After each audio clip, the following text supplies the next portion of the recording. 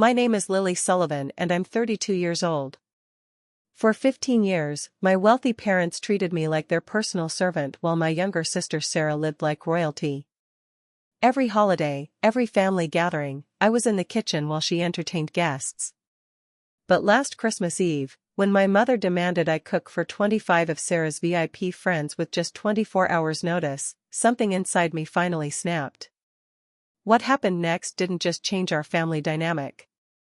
It exposed a secret that left everyone, including a Fortune 500 CEO, completely speechless. Before I tell you how I went from being the family maid to having my parents beg for my forgiveness, please take a moment to like and subscribe. But only if you genuinely enjoy stories about justice being served. I'd love to know where you're watching from and what time it is there. Drop a comment below. I read every single one. Now, let me take you back to that December evening when everything changed. I was in my Manhattan apartment, carefully folding clothes into my suitcase when my phone rang. The caller ID showed Mom, and I already knew this wouldn't be a pleasant conversation. In our Connecticut family home, Christmas decorations sparkled on every surface. I knew because I'd been the one hanging them every year since I was 17. Lily, cancel whatever silly plans you have for tomorrow, my mother Margaret said without even a hello. Her voice had that familiar commanding tone that bred no argument. I continued folding my business blazer. What's happening tomorrow? Sarah's hosting her networking group for Christmas Eve dinner. Very important people, Lily.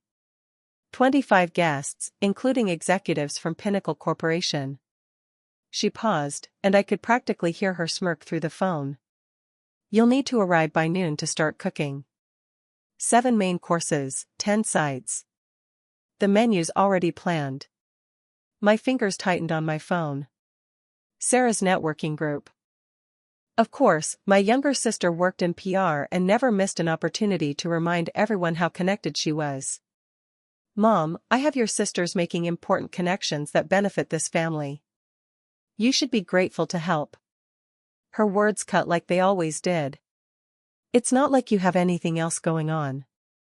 I glanced at my laptop where an email from Victoria Chen, CEO of Pinnacle Hospitality, glowed on the screen.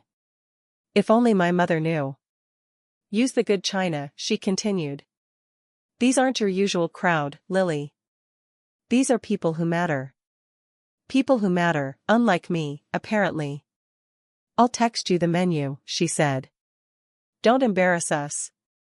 The line went dead. I looked down at my plane ticket to Florida. Departure time, 8 p.m. tomorrow. My hand wasn't even shaking anymore. After 15 years of this, I'd finally learned the difference between their emergency and my priority. I sat on my bed, memories flooding back like a bitter tide. 15 years of being invisible, except when they needed something. Every Thanksgiving since I was 17, Lily will handle the cooking while Sarah entertains our guests. Every Christmas, Lily's between jobs again, but at least she's useful in the kitchen. Every family gathering where Sarah was introduced as our successful daughter in public relations while I was simply Lily's here too. She's helping out. The last family party had been the worst. Sarah's engagement celebration, 200 guests at the country club. I'd spent 14 hours preparing appetizers while Sarah held court in a $3,000 dress our parents bought her. When one of the guests asked what I did for work, my mother had actually laughed. Lily doesn't have Sarah's social skills, but she cooks well. I stood up and walked to my closet, pulling out my second suitcase. Inside, carefully protected in a leather folder, was the contract that would change everything. My company's name, Stellar Events, was embossed in gold at the top. I'd deliberately chosen a name that didn't include Sullivan. For 5 years, I'd built my empire in silence, 50 employees across 3 locations, a client list that included luxury resorts and Fortune 500 companies. And tomorrow, while my family expected me to slave over their stove, I had a meeting that would secure a $2 million contract. My phone buzzed. Sarah's text. Mom says you're cooking tomorrow. Don't screw it up. Important people will be there. I looked at my plane ticket again. Flight 447 to Fort Lauderdale, departing at 8 p.m. Not this time, I whispered to the empty room. For once, they'd have to figure it out themselves. I had a plane to catch.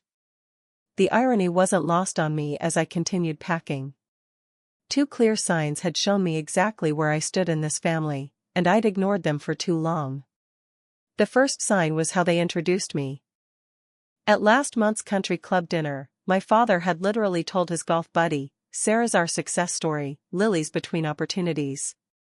Between opportunities, I'd closed a $500,000 contract that very morning, but to them, I was perpetually unemployed, perpetually failing. They never asked about my work, never wondered how I afforded my Manhattan apartment or my new car. Their assumption was so complete that when I mentioned traveling for business once, my mother had laughed. "What business? Are you calling your little cooking hobby a business?" Now, the second sign was even more blatant. Last summer, I'd visited home to find my childhood bedroom had been converted into a storage room for Sarah's overflow wardrobe.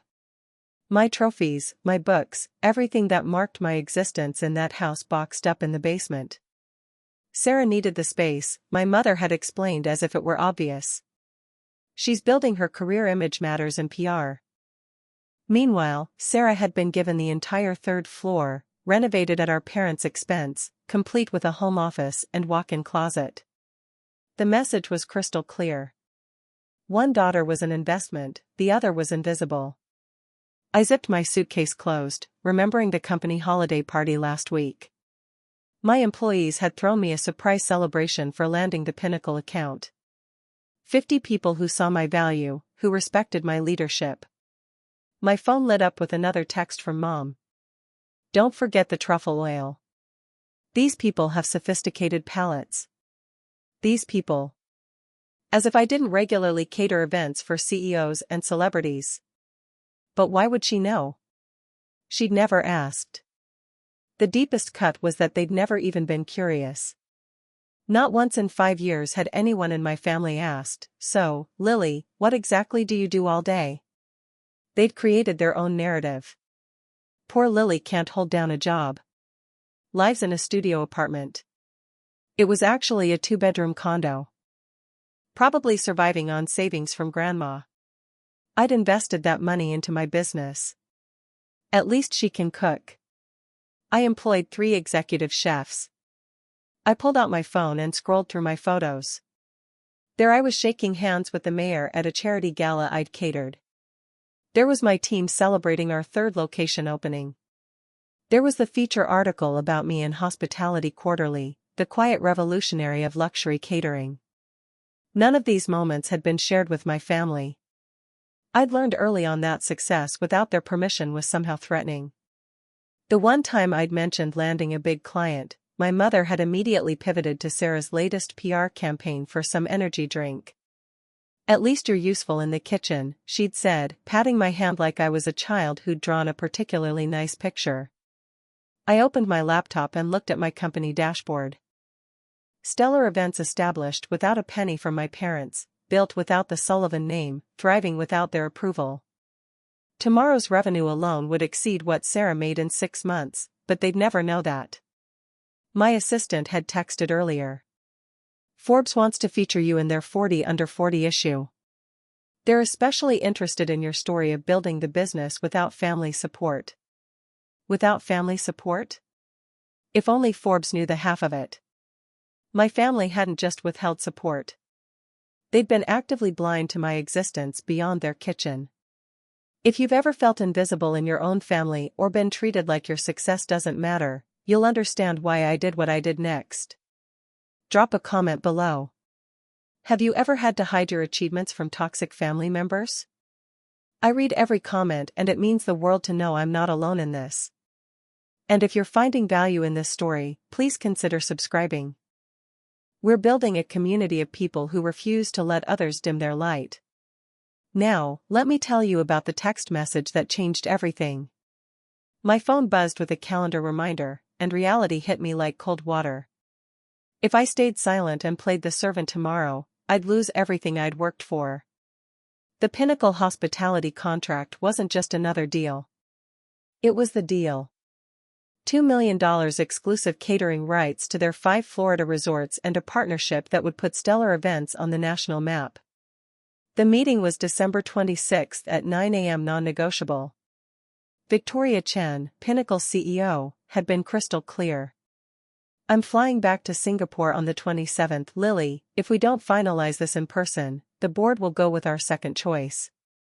Our second choice, my competitor, who'd been circling this contract like a vulture.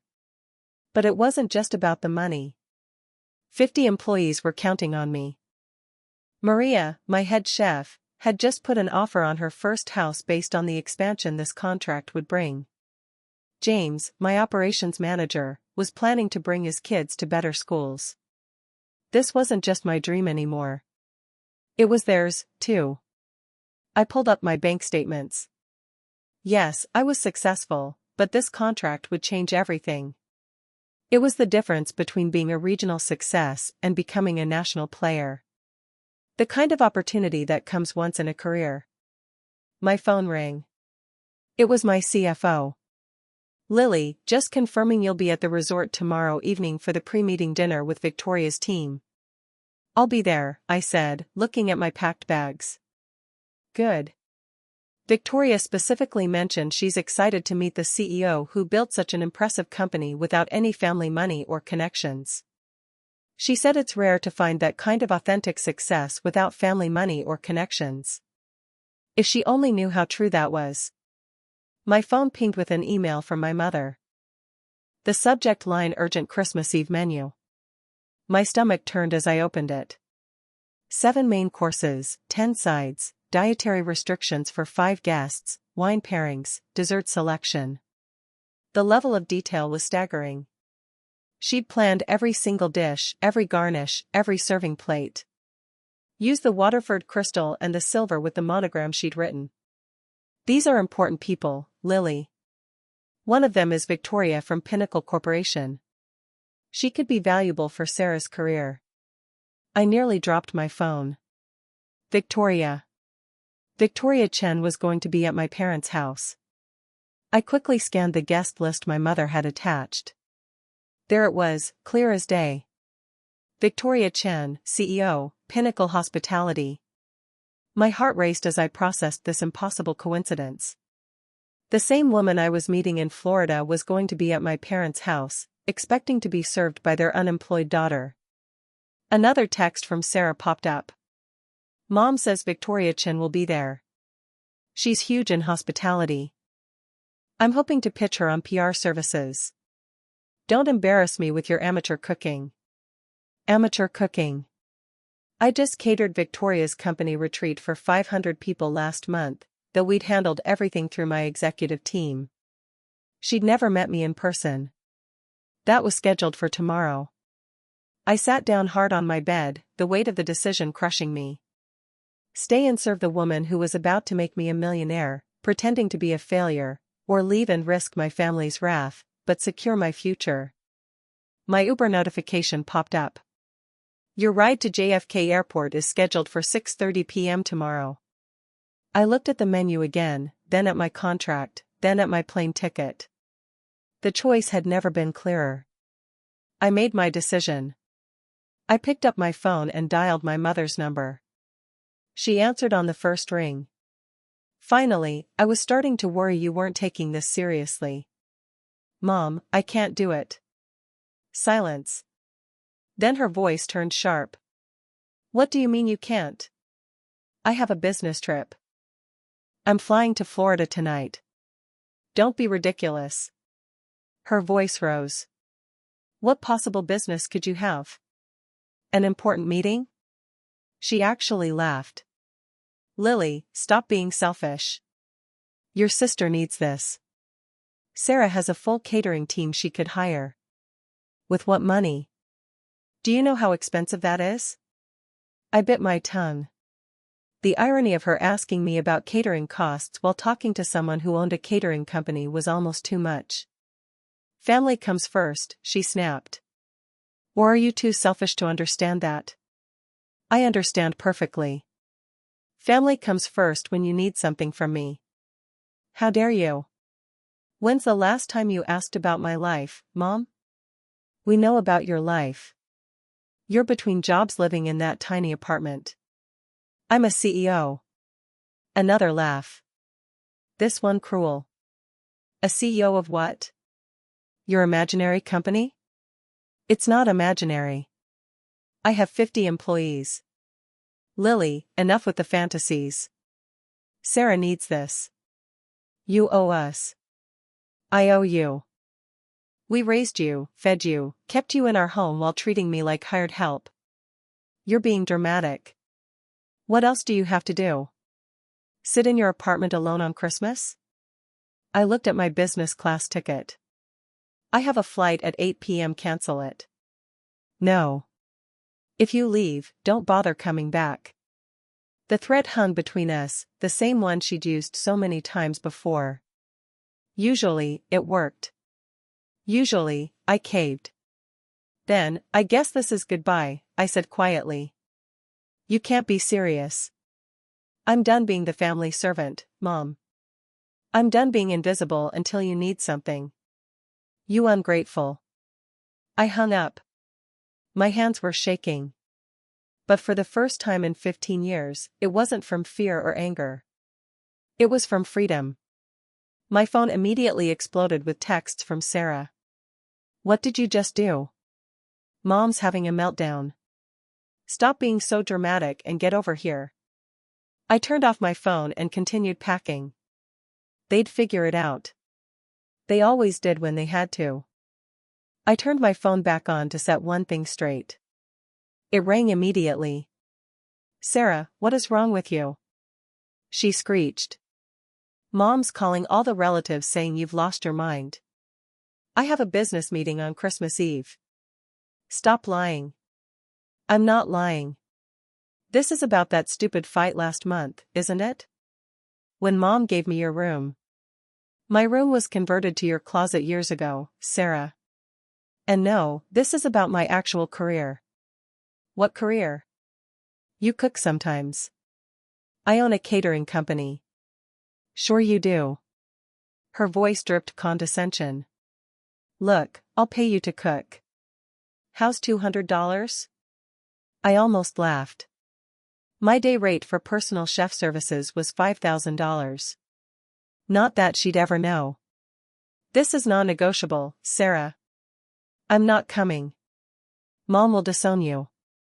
That's her choice. You're really going to ruin Christmas? Ruin my networking opportunity? Victoria Chin will be there.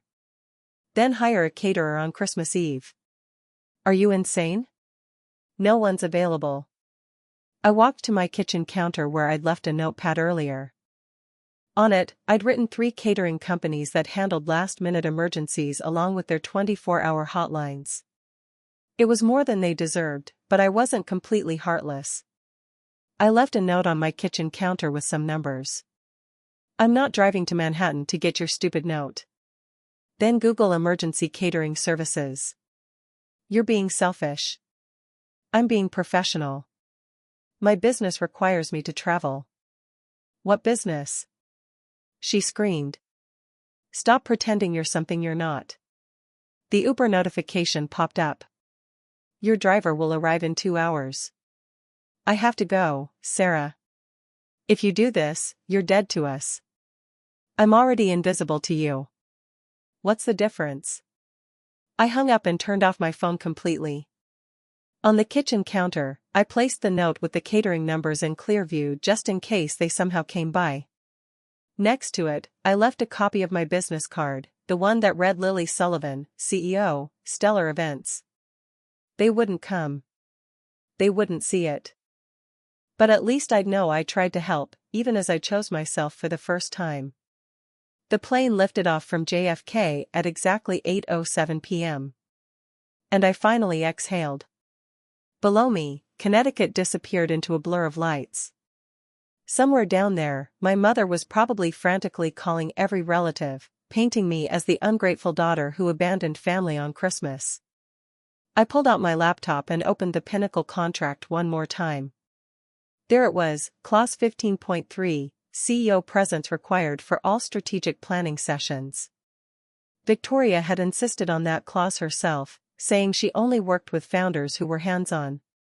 My email inbox showed 17 new messages from Victoria's team, all confirming tomorrow's schedule. The pre-meeting dinner at 7:00 p.m. The formal presentation at 9 a.m. on the 26th. The contract signing immediately after pending board approval. I clicked on Victoria's latest email. Looking forward to finally meeting you in person, Lily. I've been following Stellar Events' growth for 2 years. Your reputation precedes you. My reputation. If only she knew that the same woman she was about to partner with was supposed to be serving her dinner at my parents' house right now. A text from my assistant came through the plane's Wi-Fi. Forbes wants to know if they can mention your family background in the article. They're interested in the built from scratch without family support angle. I typed back. Tell them the article runs December 27th, correct? Yes, it goes live at midnight on the 26th, perfect timing. By the time my family realized who I really was, the contract would be signed and the news would be public. I pulled up the draft of the Forbes article they'd sent for approval. The headline read, From Invisible to Invaluable. How Lily Sullivan Built a Catering Empire Without a Dollar of Family Money. The universe, it seemed, had a sense of humor about timing. The Pinnacle Resort Suite took my breath away. Floor-to-ceiling windows overlooked the Atlantic and a bottle of champagne waited on ice with a handwritten note. Welcome, Miss Sullivan. Looking forward to our partnership, Victoria Chen. I sat down my bags and checked my phone.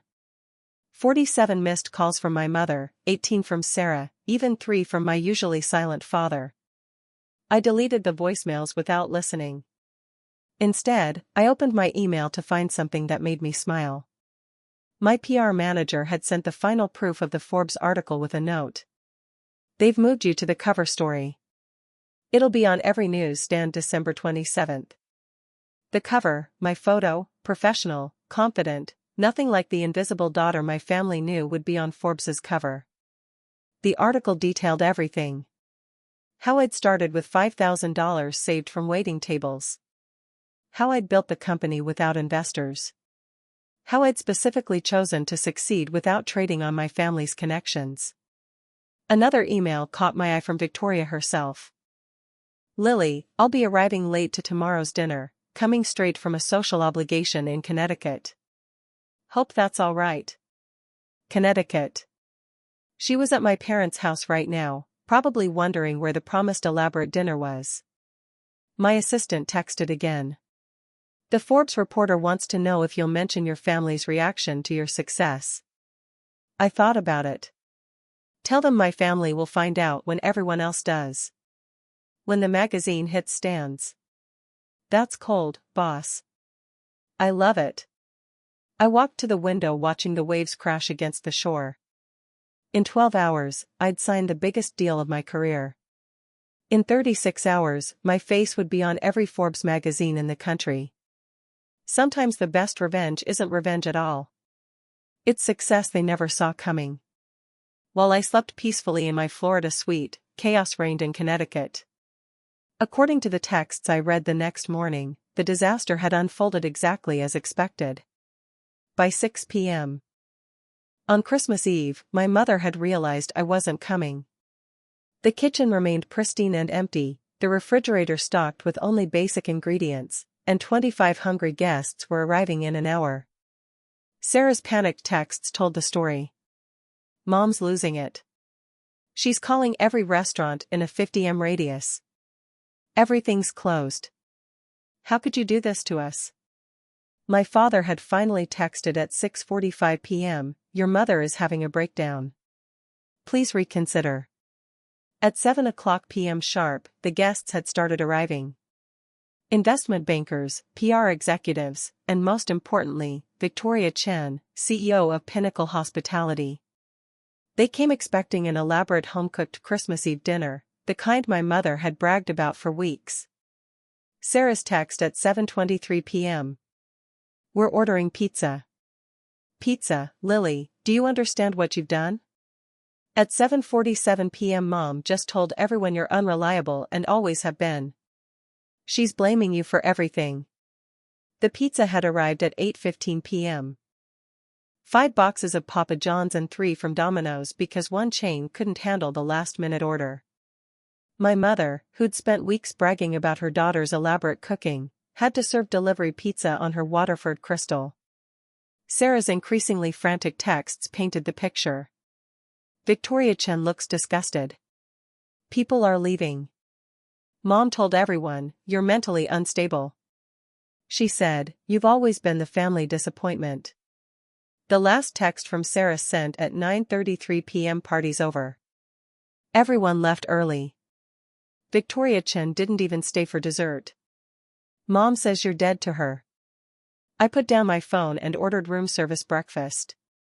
In 3 hours, I'd be having dinner with Victoria Chen. I wondered if she'd mention the disaster at my parents' house. I wondered if she'd recognize my last name. Most of all, I wondered what my mother's face would look like when she learned the truth. The pre-dinner meeting at Pinnacle Resort was scheduled for 7:00 p.m. I arrived early, wearing my best suit, ready to close the deal of my lifetime. What I didn't expect was Victoria Chen walking in with a story to tell. Lily, she greeted me warmly, though she looked tired. I have to apologize for being late. I just flew in from the most bizarre Christmas Eve party in Connecticut. My heart rate stayed steady. I'd practiced for this moment. Oh, what happened? You won't believe this. She sat down, shaking her head. I was invited to what was supposed to be an elegant dinner party. The hostess, Margaret Sullivan, actually, same last name as you, funny coincidence, had promised this elaborate meal prepared by her daughter. I nodded, saying nothing. We arrived to find absolute chaos. No food prepared, empty kitchen, and the hostess scrambling to order pizza. Pizza? For executives and business owners she'd been trying to impress for months. That must have been awkward. It gets worse.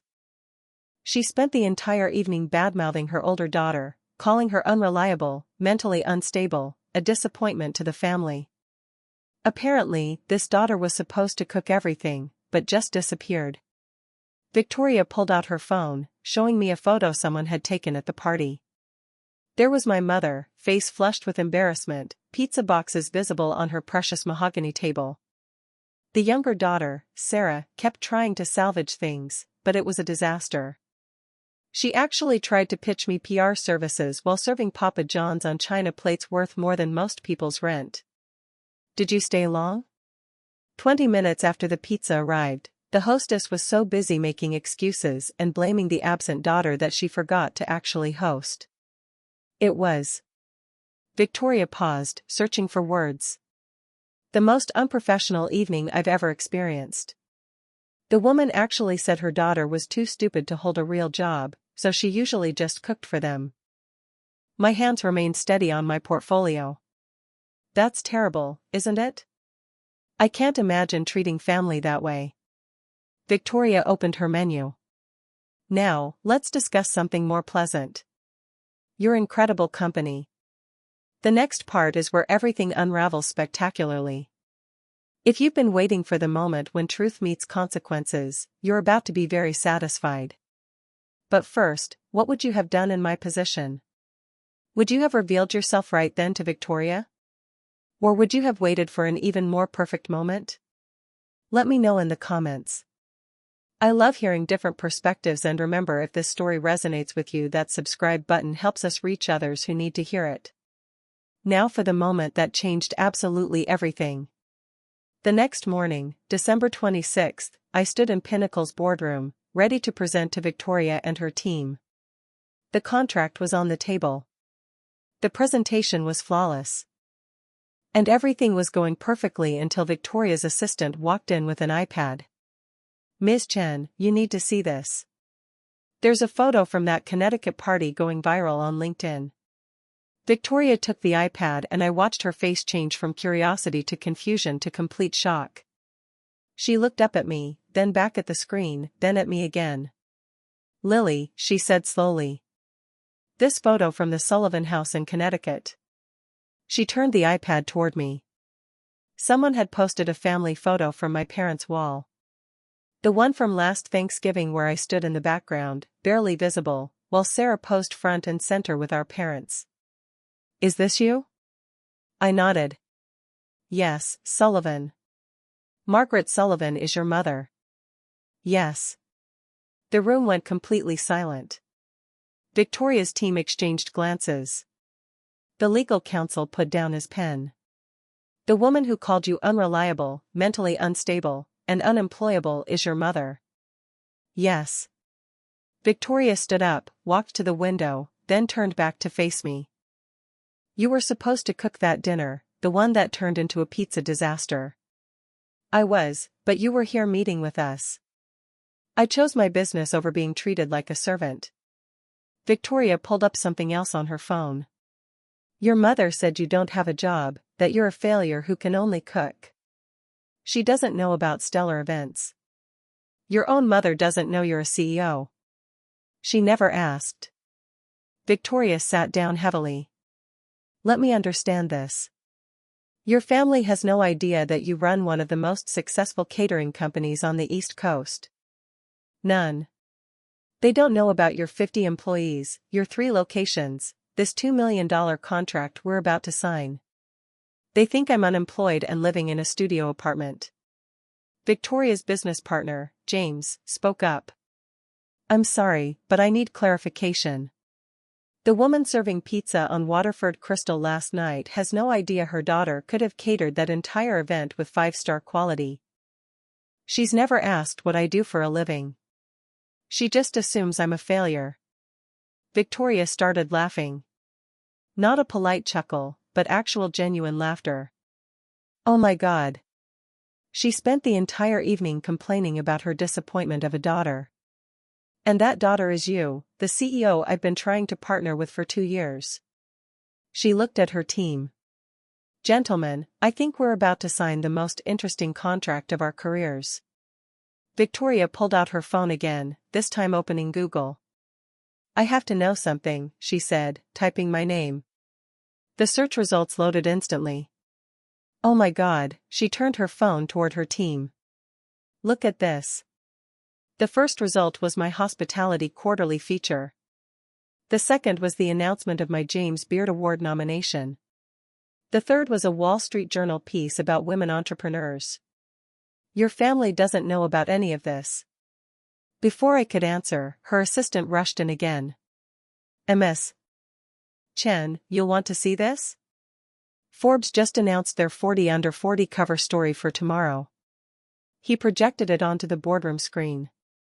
There I was, professional headshot front and center with the headline, "From Invisible to Invaluable. How Lily Sullivan Built a Catering Empire Without a Dollar of Family Money." Victoria read the preview aloud. "Sullivan, 32, built stellar events from a $5,000 investment into a multi-million-dollar enterprise, deliberately avoiding any family connections or support.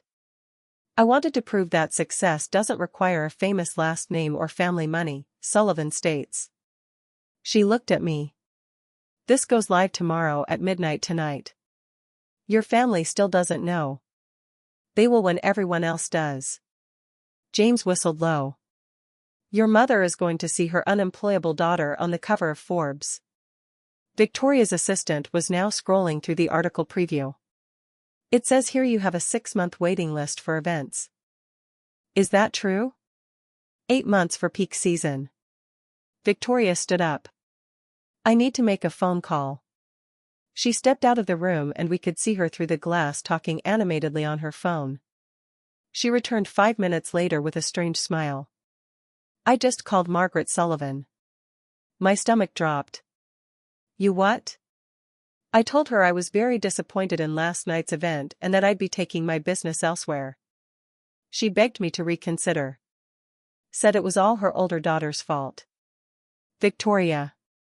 "Then I told her I'd just signed a $2 million contract with the most talented entrepreneur I know." She asked who? I said, "Your daughter, Lily Sullivan, CEO of Stellar Events." The room was silent. The sound she made, Victoria continued, was like all the air had been sucked out of her lungs. Then she hung up on me. My phone, which I'd kept on silent, showed 47 missed calls in the last 3 minutes, all from my mother. Victoria extended her hand across the table. "Miss Sullivan, let's sign this contract. I believe we have a partnership to celebrate." As I signed my name on the $2 million contract, my phone lit up with a text from my father. "Your mother just fainted. What the hell is Stellar Events?" The contract was signed, champagne was poured, and my phone wouldn't stop buzzing. I finally excused myself to check the messages. "Mom, answer your phone now." "Sarah, is this some kind of sick joke?" "Dad, your mother is hysterical. Please call Sarah. Victoria Chin just told everyone you're a CEO." "Mom, this is cruel." "Lily, pretending to be successful to humiliate us." I walked back into the boardroom where Victoria and her team were still celebrating. "My family thinks I'm lying about being a CEO." Victoria's eyes gleamed. "Would you like me to send them something?" Before I could respond, she was taking a photo of me with the signed contract, the Pinnacle executive team, and the champagne. She typed quickly and hit send. "I just posted it on LinkedIn," she said, tagged Stellar Events, Pinnacle Hospitality, and Margaret Sullivan of Connecticut. The post read, "Thrilled to announce our two-year partnership with Stellar Events and their brilliant CEO, Lily Sullivan. Her company's excellence in luxury catering will elevate Pinnacle's guest experience across all properties. Amazing to work with someone who built their empire from scratch." Within minutes, the post had dozens of likes and comments. Industry leaders I'd worked with for years chimed in with congratulations. Previous clients shared their experiences with Stellar Events. My phone rang. "Sarah," I answered on speaker with Victoria's permission. "This can't be real." Sarah's voice was shaking. "It's real. You've been a CEO this whole time, 5 years. Why didn't you tell us? You never asked. You all assumed I was a failure and treated me accordingly. Mom's having a breakdown. She's calling all her friends trying to explain." Everyone saw Victoria's post. "That's not my problem anymore. How can you be so cold?" I looked at Victoria and her team, all successful professionals who'd never once questioned my worth. "I'm not cold, Sarah. I'm done. I'm done being invisible until you need a cook. I'm done being the family disappointment. I'm done pretending to be less than I am to make you comfortable. But we're family. Family doesn't treat each other like servants. Call me when you're ready to meet Lily Sullivan, the CEO, not Lily the cook." I hung up. Victoria raised her champagne glass to boundaries. We all toasted, and for the first time in my life, I felt truly seen. That evening, I finally called my mother back. She answered before the first ring finished. "How could you do this to us?" She was crying. Actually crying. "Do what exactly?" "Humiliate us. Victoria Chin told everyone at the country club about your company. People are calling asking why we didn't know our own daughter was successful. You never asked about my life." "Mom, we asked. We knew you cooked sometimes. You assumed I was a failure. For 5 years, you've introduced me as unemployed. You've never once asked about my work, my apartment, my life. You should have told us." I tried. "Remember 3 years ago when I mentioned landing a big client? You immediately started talking about Sarah's PR campaign for an energy drink. You literally said, 'That's nice, dear, but Sarah's work is really taking off.'" Silence. I left catering numbers on my counter, I continued calmly. "You could have saved the party. We don't have keys to your apartment. You've never asked to visit my apartment. You don't even know where I live. That's not Mom. I employ 50 people. I have 3 locations. I've been featured in multiple publications. I was nominated for a James Beard Award. And you thought I was unemployed because that was easier than actually seeing me. We're your family? My family needs a servant. My business needs a CEO. I chose my business. This is about spite. No, Mom. This is about self-respect. I built something amazing, and I did it without any of you. Not your money, not your connections, not even your belief in me. What do you want from us? Nothing anymore. That's the point. For the first time in my life, I need absolutely nothing from you, Lily. The Forbes article comes out at midnight. You might want to prepare yourself. It details exactly how I built my company without family support. You told Forbes about us. I told Forbes my truth. If that embarrasses you, maybe you should think about why. I heard my father's voice in the background. Margaret, maybe we should listen. I'm done listening. My mother snapped at him, then to me. You've destroyed this family. No, Mom. I've finally built my own life. Call me when you're ready to be part of it. As equals, not as master and servant. I hung up gently, feeling lighter than I had in years. The social consequences came swift and brutal, but not for me. Within 48 hours of Victoria's LinkedIn post, my family's carefully curated reputation had crumbled. The country club gossip mill was working overtime and Sarah's panicked texts told the story. Pinnacle just cancelled our PR contract. Victoria Chen said they don't work with people who lack family values. That was a $500,000 annual loss for Sarah's firm. Mom got removed from the charity board. They said it was unrelated, but everyone knows. Dad's golf buddies are asking him how he didn't know his own daughter was a millionaire. The Forbes article had gone viral in our Connecticut social circle. The headline alone, built without a dollar of family money, was damning enough, but the quote that really destroyed them was buried in paragraph 3. My family assumed I was unemployed. It was easier to build an empire in silence than to fight their assumptions. My father finally called me directly, something he hadn't done in years. Lily, I need to say something. I waited. I knew you were doing something with catering. I saw the business registration years ago when mail got mixed up, but your mother was so certain about who you were supposed to be. I should have spoken up. I'm ashamed. It was the most honest thing he'd said to me in 15 years. Why didn't you? I asked. Because it was easier to let her narrative stand than to fight it. I see now that made me complicit. Your success is remarkable and we missed it because we weren't looking. Dad, your mother's lost 3 charity positions. Sarah's firm is hemorrhaging clients. Everyone wants to know how we could treat our successful daughter like hired help while praising Sarah for mediocre PR work. I never wanted to hurt anyone. You didn't hurt us, Lily. We hurt ourselves. We created a story where you were the failure and Sarah was the success. And now everyone can see we were blind. He paused.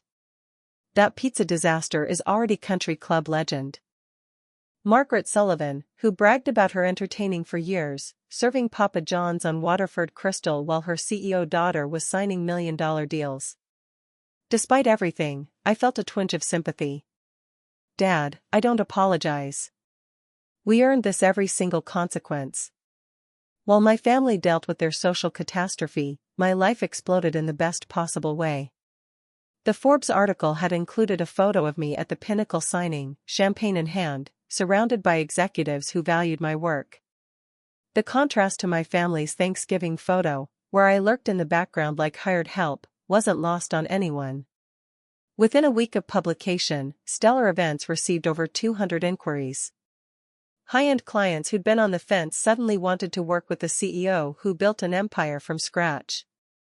My inbox was flooded with interview requests, speaking engagements, and partnership proposals.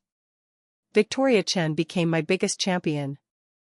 She introduced me to her network, telling everyone the story of the Christmas Eve disaster with barely concealed glee.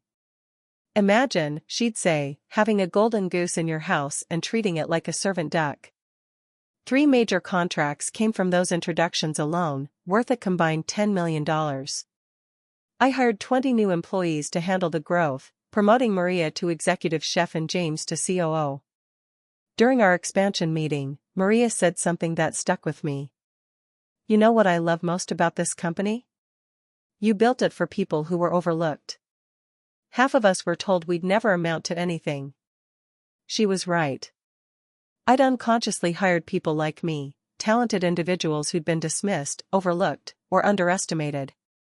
My assistant forwarded me a text from a reporter. Your story is everywhere. Food Network wants to discuss a documentary working title, Invisible to Invaluable, the Lily Sullivan story. But the best moment came when I received an invitation to speak at Cornell School of Hotel Administration. My dream school, the one my parents had said was too ambitious for me. The topic, Building Success Without Permission, Creating Your Own Path in Hospitality. As I reviewed my speaking notes, my phone buzzed with a text from my mother. We need to talk, please. I looked at it for a long moment. Then I archived it and went back to planning my future. Success, I'd learned, was the best response to disrespect. But boundaries were the best gift I could give myself. 3 months later, I agreed to meet my family at a neutral location, a quiet restaurant in Manhattan, my territory. They looked different, smaller somehow. My mother had lost her imperious edge, Sarah, her smugness, and my father seemed to have aged years. Before anyone speaks, I said, setting down a single sheet of paper. These are my terms. They leaned in to read. 1. Equal respect or no contact. 2. No more servant treatment ever. 3. Public acknowledgement of my success. 4. Genuine apology, not just words. 5. Therapy, family, and individual. This is non-negotiable. I continued. I'll be your daughter, not your servant. Your sister, not your staff. Those are my terms. My mother's eyes filled with tears.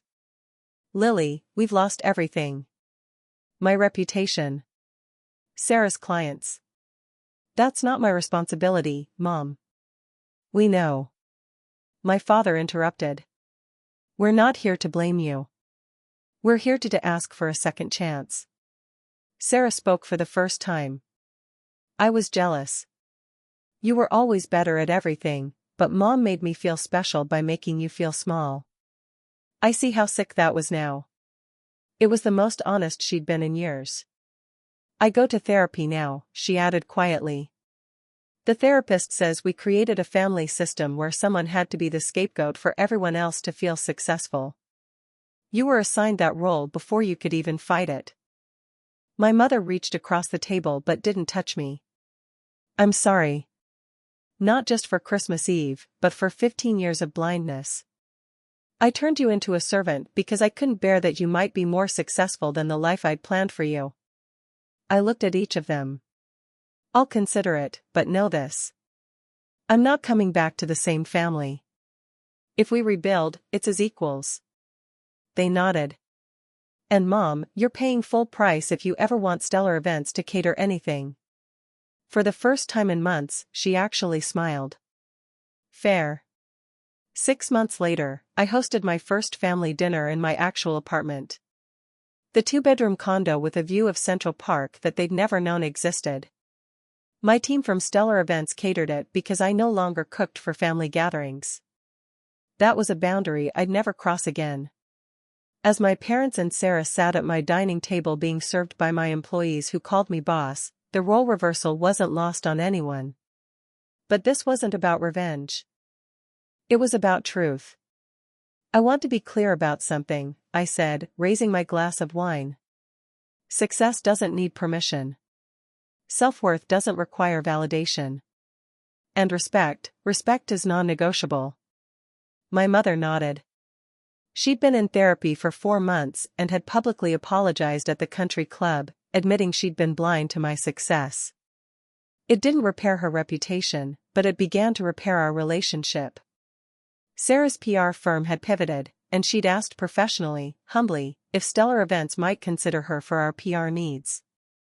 I'd told her to submit a proposal like everyone else. She did, and it was good. We were considering it. My father had become my unexpected ally, finally finding his voice after years of silence. He now introduced me as my daughter, the CEO, with genuine pride. But the biggest change was in me. I no longer hid my success or dimmed my light to make others comfortable. My company had grown to 100 employees with locations in 5 cities. The Food Network documentary had aired to critical acclaim. And every single morning, I looked in the mirror and reminded myself, I'm Lily Sullivan, CEO of Stellar Events, not the family servant.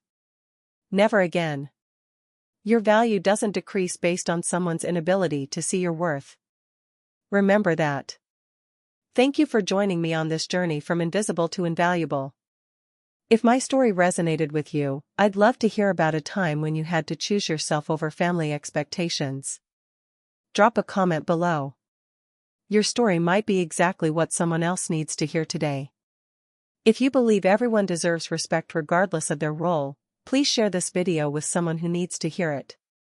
Subscribe for more stories about people who refuse to stay small. Remember, you're not obligated to set yourself on fire to keep others warm. Until next time, this is Lily reminding you to know your worth and then add tax.